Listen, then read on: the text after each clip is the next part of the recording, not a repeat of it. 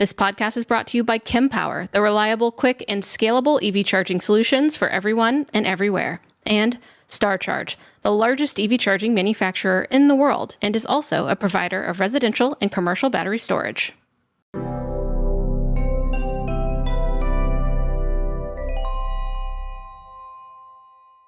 Hello, everyone, and welcome back to the Out of Spec podcast, where we cover everything electric vehicle and electric vehicle adjacent, from breaking news to living with EVs. I am joined by Kyle today. Thank you for hopping on, Kyle. You have a lot of EVs in the lineup. You've driven a lot of EVs, and you've actually had a really cool opportunity with a local dealer in Fort Collins to have a long-time loan with a Kia EV9, which we've featured a few times on the podcast, but it's kind of a cool EV to come on the market because it's a big one, right? But I'd love to hear about what you've been experiencing since you picked it up. Tell us about the EV9. Yeah, well, we picked up the EV9 on the 6th. We're currently recording this on the 10th, and I was gone for pretty much that entire time with you in Chicago at the auto show. So I haven't really spent that much time with it, but some incredible things have already happened, and I've learned a ton about the vehicle.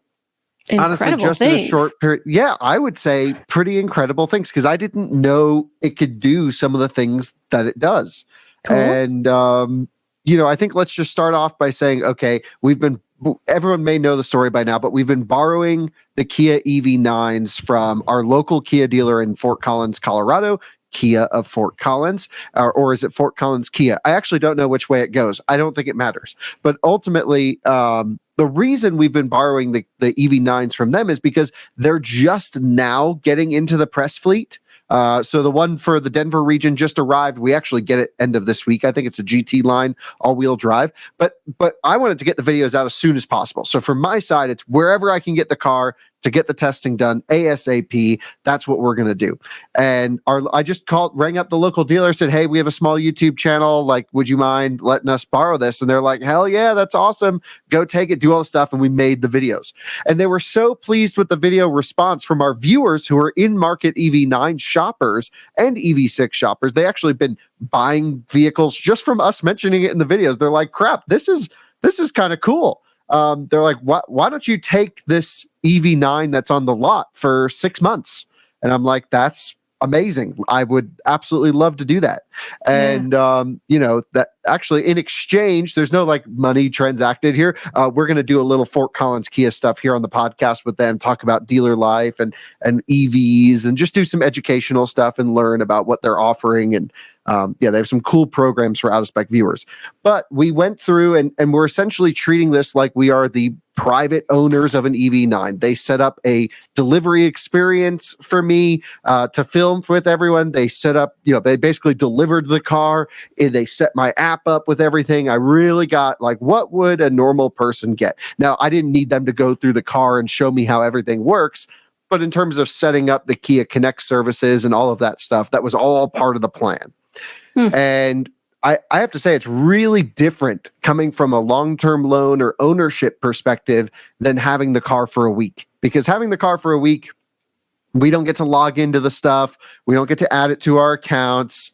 We have the car in the driveway, and it usually comes fully charged. And sometimes a week's not even enough to I have to go force myself to go out and drive to do charge testing to drain it down. And then there's mileage limitations. In this case, 6 months, do whatever you want with it. Amazing. And the purpose of this podcast is we've already told the stories of the delivery process and really my first day living with it on the Out of Spec Reviews channel and the Kyle Connor YouTube channel. But there's something that happened when earlier today I was filming a video that went up. It's for the Kyle Connor YouTube channel, my personal one, where the vehicle actually said it was ready for a software update. And I thought, oh, okay, well, a lot of cars do software updates to the user interface, HMI stuff. But I thought for anything crazy, I would have to still bring it to the dealer, because so many car companies are stuck in 1994 and require you to still go to a dealership for software updates. As much as I love the new Porsche Taycan, that car still does not have every module connected for software updates. And that's one of the most technically advanced electric vehicles on the market. So I thought, okay, let me just click on see what this software update is about. and it is seriously a legit update to the onboard charging process of the vehicle. Okay, so yeah, this is interesting over-the-air updates in general, because I know we've seen like massive recalls for Tesla, right? 2 million Teslas that are recalled technically, but all they have to have is an over-the-air software update that fixes whatever was the problem. So technically still, defined as a recall, but fixed without, all you have to do is take it to a place with Wi-Fi, connect it to Wi-Fi to get the update. So it's not unfamiliar for Tesla owners and Tesla in general, but it's really interesting to see how automakers who are entering the EV game are going to go about this. So tell me about the software update. Yeah, so I'm just pulling up here to show exactly what I see on the back end of the Kia situation. And so let me just try and get this full screened if I can. I don't know if I can. Usually I go here and I don't know. Doesn't matter. Okay. Okay. You can just have it share a certain tab instead of. Yeah, we got it. I was just going to make it so my bars weren't in the way, but that's okay. They are in the way anyway. The EV9 basically did a software update that was fixing the onboard charger's cooling system. And this was a major problem on the vehicle. So like you had mentioned, Tesla has done over-the-air software updates for recall purposes, but primarily they're over-the-air software updates to enhance features or improve the car. And those come every few weeks, every month, or every 2 weeks, something like that. Rivian does the same thing where they, it's sort of a surprise and delight. What's coming at the end of this month, the once a month big update, and they fix a lot of little things and improve certain things. I didn't expect to see Kia doing something like this. Now, this is the first over-the-air software update that I've received for the EV9. And it's like a legit fix for a problem. This is the purpose as to why you have modules over the air connected. So the problem was during AC charging, and EV6 suffers from this as well. So I'm not sure if the fix is for that as well, but it definitely is, at least for EV9. I believe under certain conditions, and again, I have to reach out to Kia for clarification, but this is my understanding. The electric water pump for the cooling circuit on the onboard charger that does the AC to DC conversion for charging the battery on level 1 or level 2 was not actually getting cooled down, which means the temperatures were going sky high, which would throw up warnings on the dash that would derate charging. And I think in some cases, actually permanently derate the AC charging's capability or just shut it down altogether. Oh dear. This was felt across anyone with an EV9?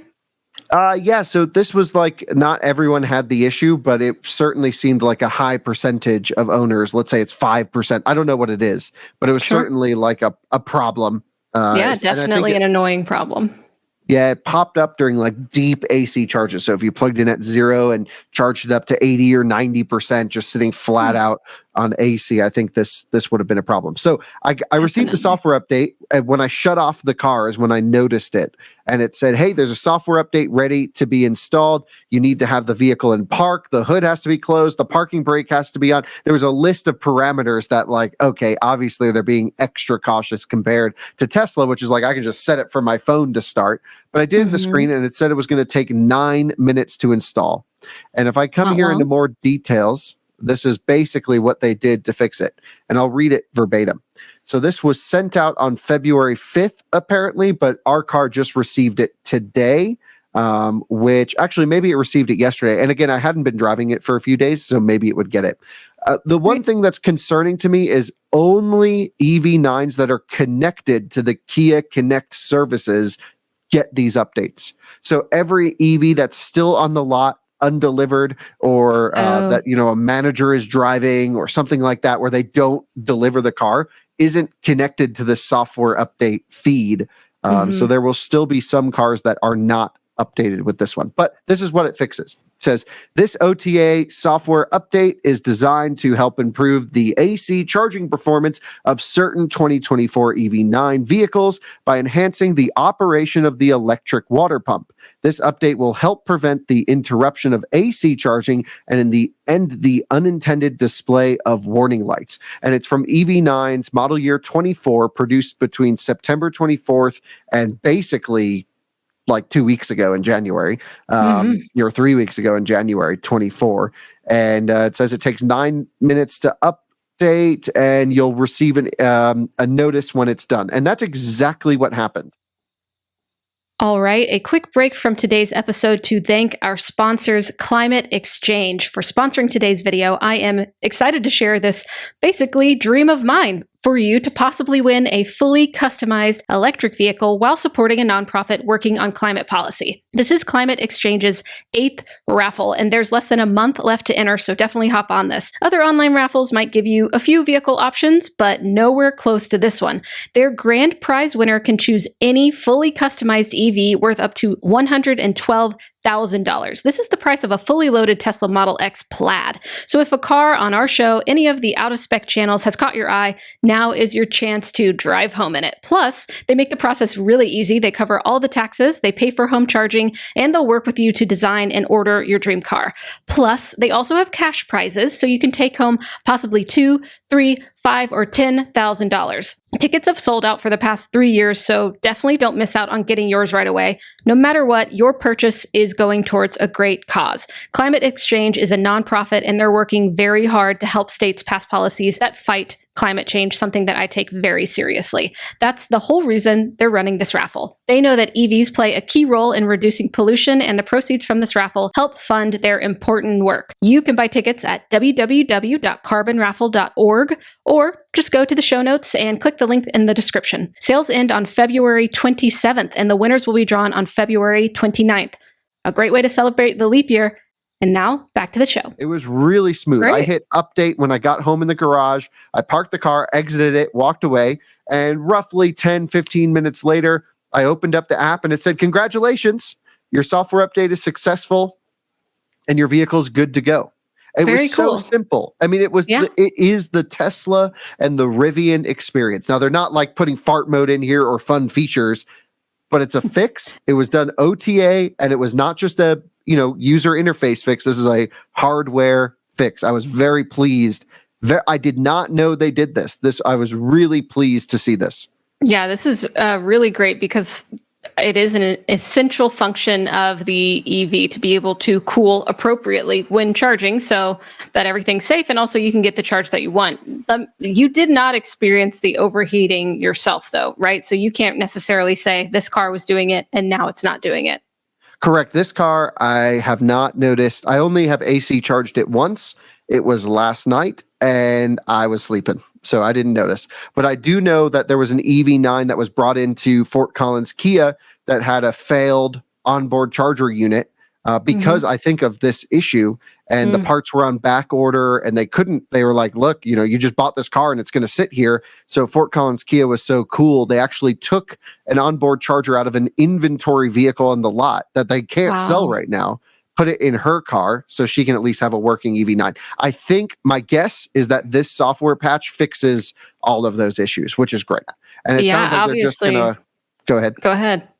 Well, I think they're just going to basically ramp up the cooling during charging to prevent overheating.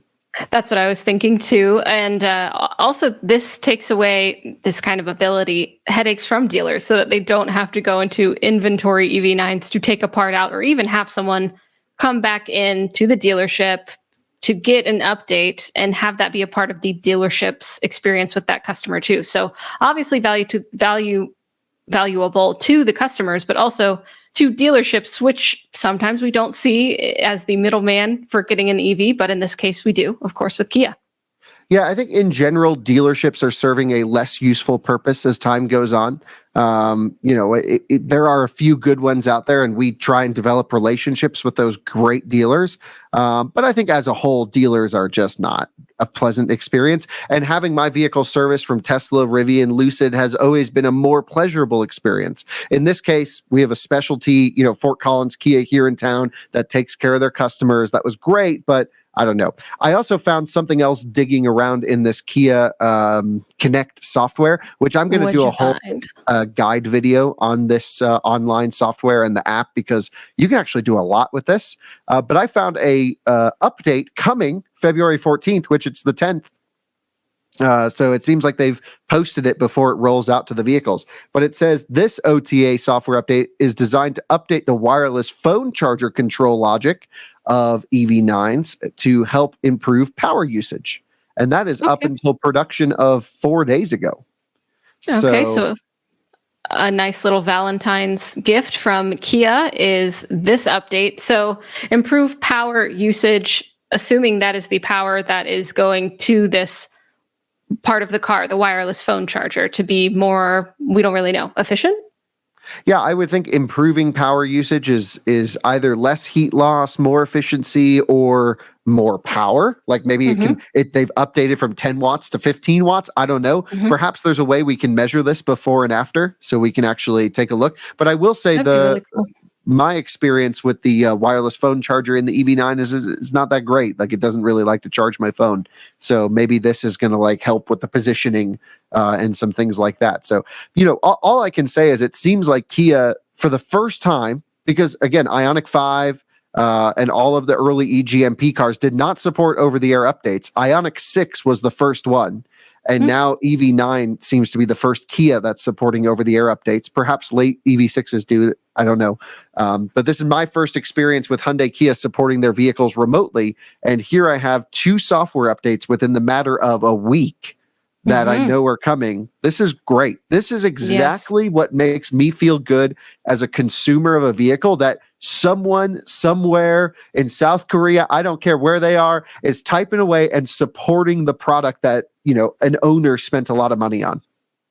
I agree. I think this is an extremely valuable aspect of, if we're advancing software, might as well really put an emphasis on this for the experience of the customers, of course, and then we spoke to the dealership. So I think this is really cool. Hopefully they can apply it to more and more of their models, like in the past and into the future. And then hopefully we see other automakers doing something similar, because I mean, we've covered stories within the recent history where you have to still, even though it's only a software update, take your EV into the dealership, which is just a bit of a headache.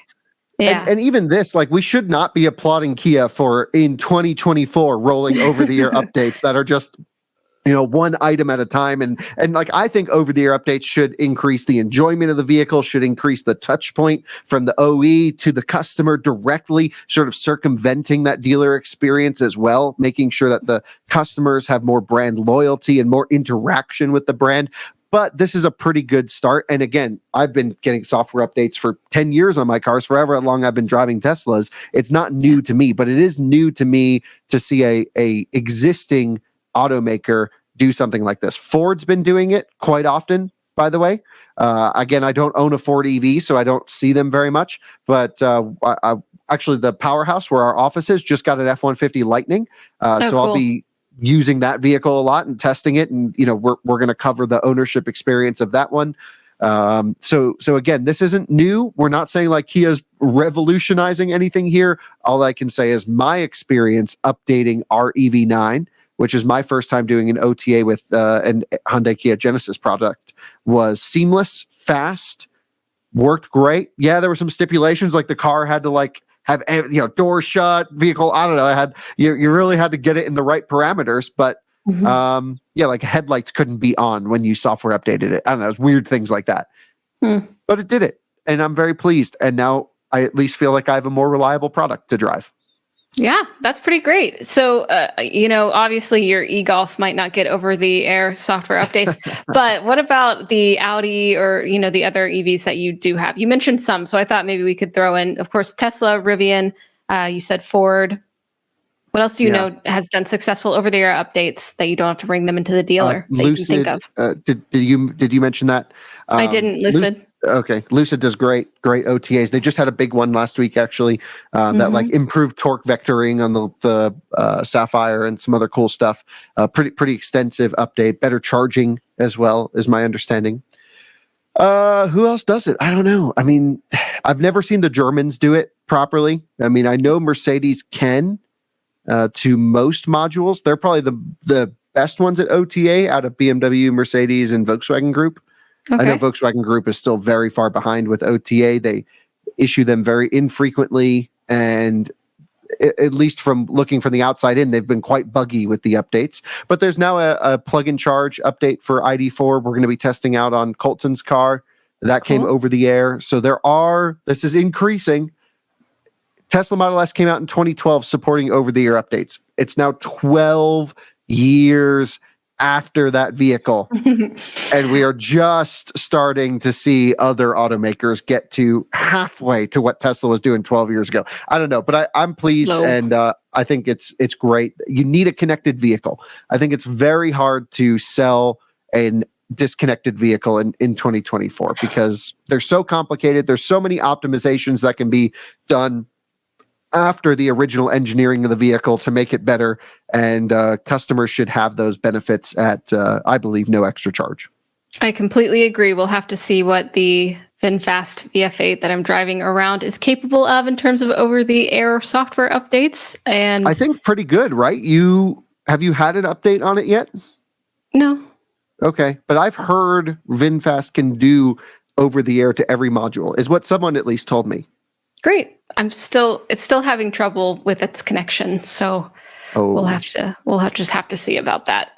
But also I spoke to the dealership that we got the VinFast VF8 at, and you were saying how at the Kia Center they're already having people come in who saw your video. Well, they're having people come into the VinFast dealership who saw our video as well. So, oh, great. Are they giving us money back? By the way, didn't we overpay? Yeah, I think due to the Colorado. I told them we overpaid it. I said, we'll expect our check in a few weeks, and we're getting like $2,500 back or something like that. Yes, definitely some wanted mending the car on the back end. Yes, yeah. And you knew you'd get it back, so yes, that'll be coming your way soon. And yeah, so also my dad sat it in today in the VinFast. He said, what do you think? He thought it was, the general impression is, it looks nice. It feels nice when you're in it. And then the software is buggy. But he's coming. He owns a Model S Plaid for the viewers who don't know. Yes, and he also has a Model Y. Plaid. And yes, his wife, my stepmom, has a Model F, or a Model Y. He had a Model 3 before. So they've been driving Tesla for a while. So that is his benchmark as of recently. So that's what he's comparing it to. But yeah, it's solidly average with some bugs is the general impression right off the bat. It's like, it's not horrible. Yeah. So still feeling it out. I'm excited for the road trips upcoming and to see again, what kind of over-the-air software updates are available, because it would be interesting to see how the VF8 can evolve during ownership. Yeah, I can't wait. I hope you film all of that stuff, because I'm fascinated to see how VinFast handles OTA updates, as well as really everything else that the car does. So more to come on the podcast on the EV9 and the VF8. We've gotten 2 long-term cars in the last week and a half or so. And so we're just exploring new platforms and new automakers. Definitely. And we will continue to keep y'all updated with the experience of owning EVs or leasing them long term. Thanks for tuning into the Out of Spec podcast. We hope to see you next time on the next episode. Have a great rest of your day. Bye-bye.